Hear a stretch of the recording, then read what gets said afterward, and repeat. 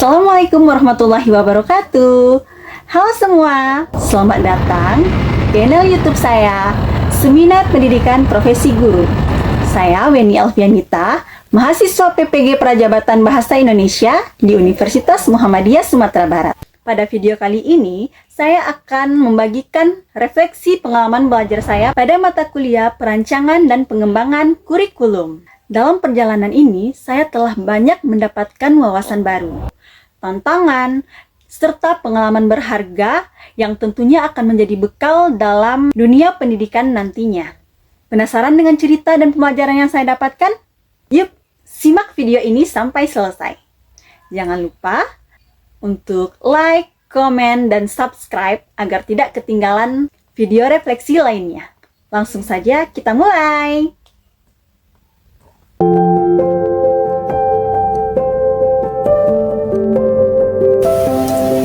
Indikatornya yang pertama yaitu review pengalaman belajar. Yang kedua, refleksi pengalaman belajar. Yang ketiga, analisis artefak pembelajaran. Dan yang keempat, rumusan hasil refleksi berupa pembelajaran bermakna. Kita masuk pada indikator yang pertama yaitu review pengalaman belajar. Pengalaman belajar apa yang berguna dan menarik?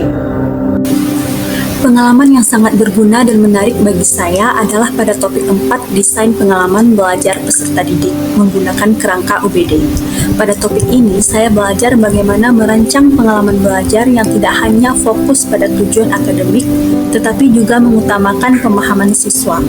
Saya merasa bahwa pendekatan UBD sangat membantu saya dalam merancang pembelajaran yang lebih terstruktur dan efektif untuk mencapai tujuan pembelajaran yang jelas dan terukur. Pengalaman belajar apa yang berguna tapi kurang menarik? Menurut saya, tidak ada pengalaman yang berguna tetapi kurang menarik. Semua materi yang disampaikan sangat aplikatif dan relevan dengan kebutuhan saya sebagai calon guru. Pengalaman apa yang menarik tapi kurang berguna?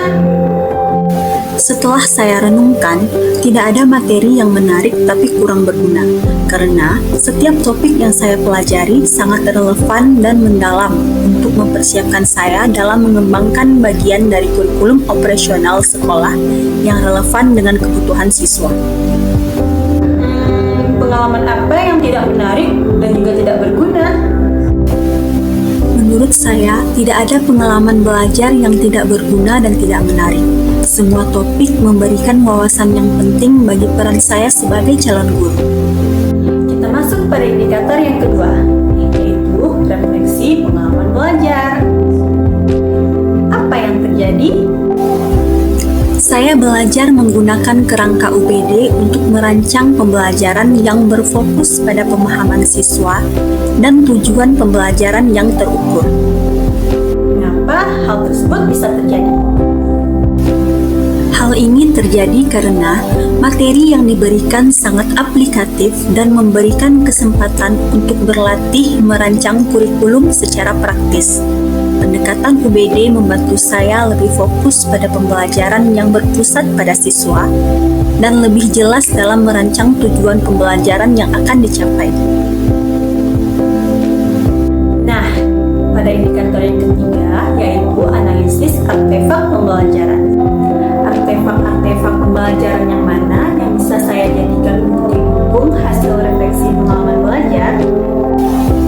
Artefak yang saya pilih adalah tugas desain kurikulum berbasis UBD pada topik 4. Tugas ini berisi tentang bagaimana saya merancang pengalaman belajar untuk siswa menggunakan kerangka UBD yang menekankan pemahaman dan pencapaian tujuan pembelajaran yang terstruktur. Artefak ini yang saya pilih. Saya memilih artefak ini karena tugas tersebut menunjukkan penerapan langsung prinsip UBD dalam merancang pengalaman belajar.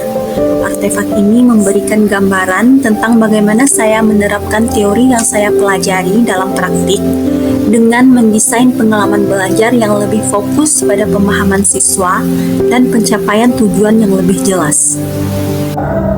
Bagian mana dari artefak ini yang mendukung hasil belajar saya? bagian perumusan tujuan pembelajaran dan evaluasi hasil belajar yang menunjukkan pemahaman saya dalam merancang pembelajaran yang efektif dan bermakna. Nah, indikator yang terakhir yaitu rumusan hasil refleksi berupa pembelajaran bermakna. Apabila saya mengajar atau membahas topik ini dengan mempertimbangkan prinsip pembelajaran bermakna yang berpusat pada siswa, perubahan apa yang akan saya lakukan?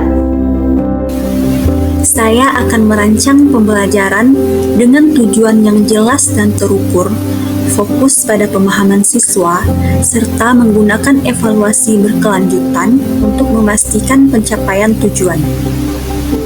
Kumpulan artefak dapat dilihat pada link di bawah ini, atau bisa diakses lewat link yang saya sematkan di kolom komentar.